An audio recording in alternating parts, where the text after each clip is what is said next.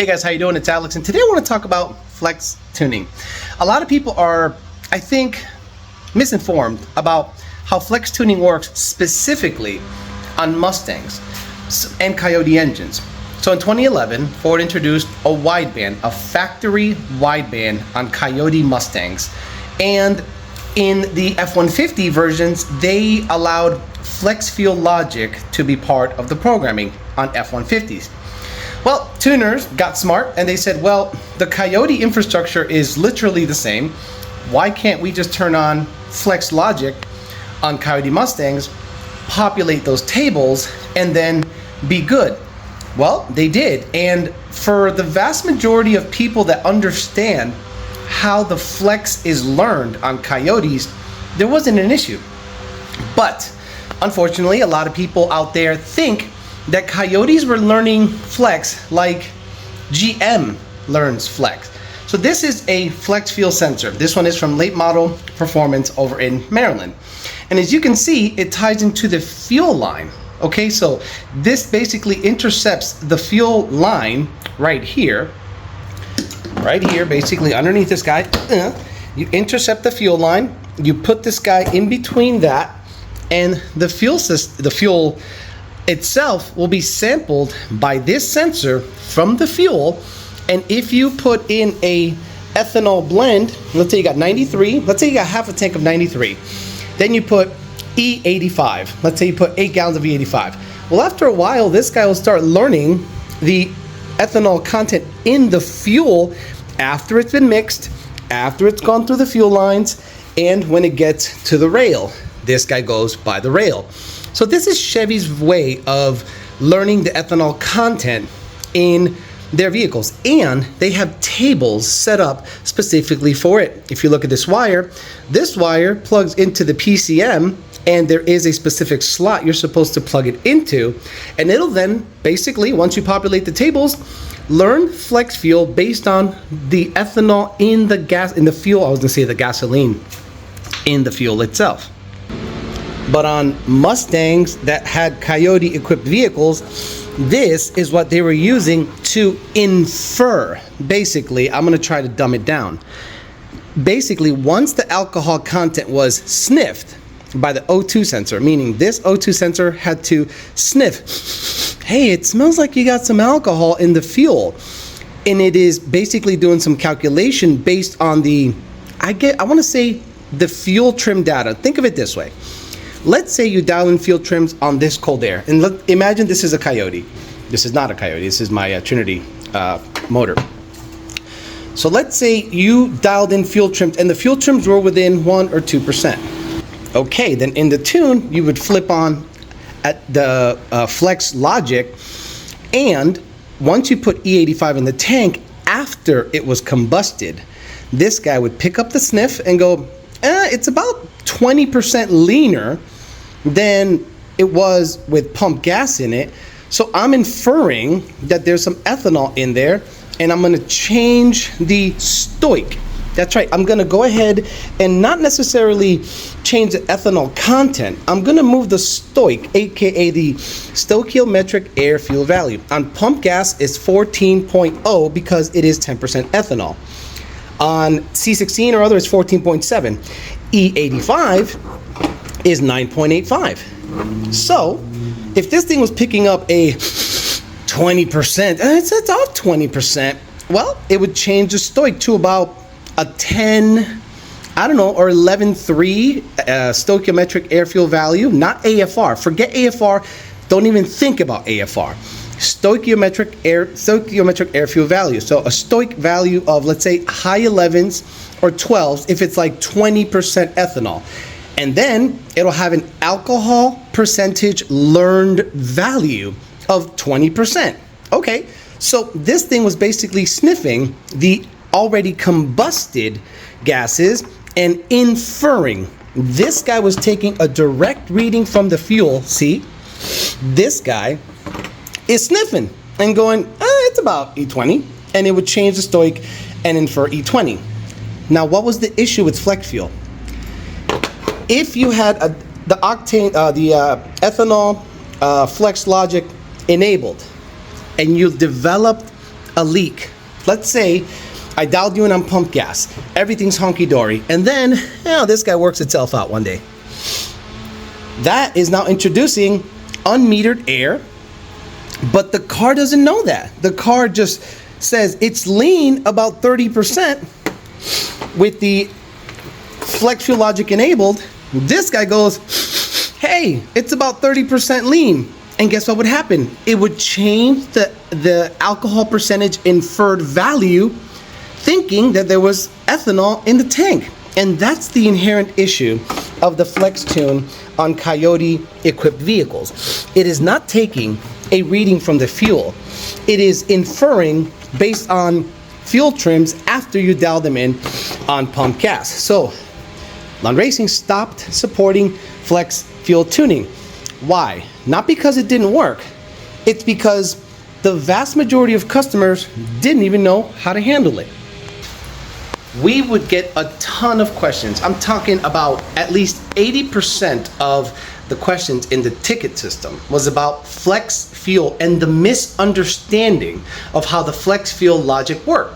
And it got to the point where it wasn't worth the meat and the bone, because number one, people started doing the things that BMW guys do.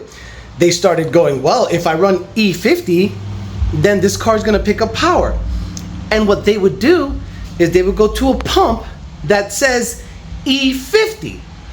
Well, if 50% of it is ethanol, what's the other 50%? Think about it, guys. On E85 from the pump, when you grab the E85, what's the other 15%? Probably a very low octane fuel just to make it a filler.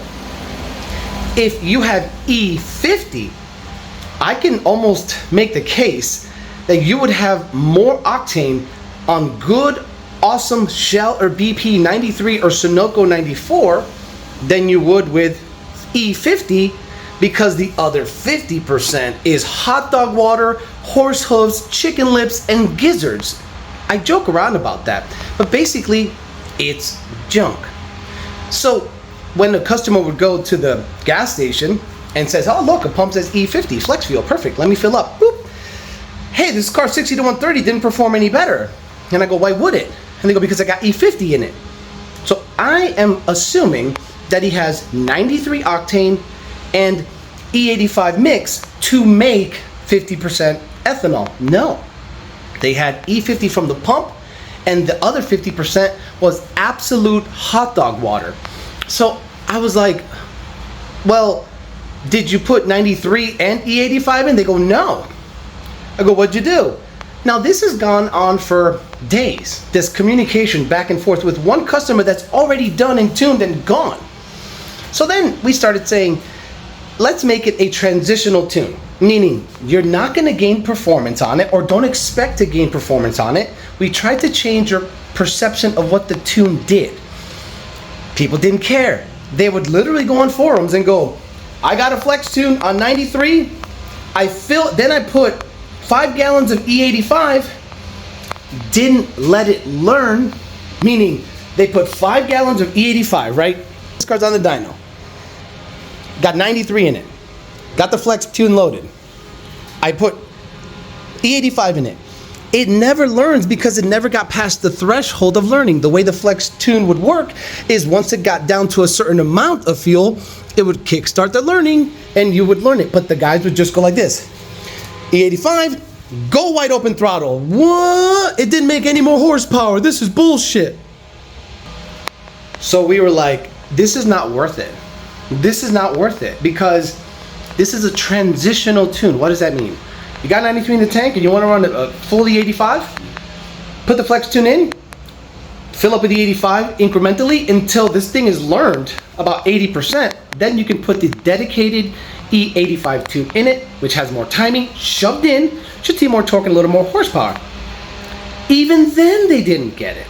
So we said, okay, let's cut off the flex tuning. Let's just make it dedicated tunes, 93 octane and E85, and you're done. Well, guess what? People still don't get it. How do I switch over from 93 to E85? I thought that was common sense. get super low on 93, like 0 miles to empty, and the car doesn't start. Fill up, not 2 gallons, not 3 gallons, not 4 gallons. Fill up 12 to 14 gallons of E85 in the tank. Start the car with the E85 tune loaded. Wait, meaning drive it a while. Cruise, go for a drive for 30 miles, I don't care. Then data log it and we'll see how it's doing. This is what people would do. Well, I'm at the gas station. Car has about 20 miles to empty, meaning 2 gallons of pump gas. Let me put 5 gallons of E85 because there's no flex tuning. Okay, let me just start it right now and start logging right now. Meanwhile, it hasn't mixed in the tank. It hasn't made its way through the lines. It hasn't made its way through the rail. It hasn't made its way to the combustion. So I would go, let's do this. Drive it another 80 miles. What do you mean 80 miles? Just drive it another 80 miles, please. Please, do me a favor. It looks 30% rich in the data logs because you didn't wait. You just started logging right away and you only put in 5 gallons of E85 while you had 2 gallons of 93 in it. So it is now E60 on a dedicated non-flex E85 tune.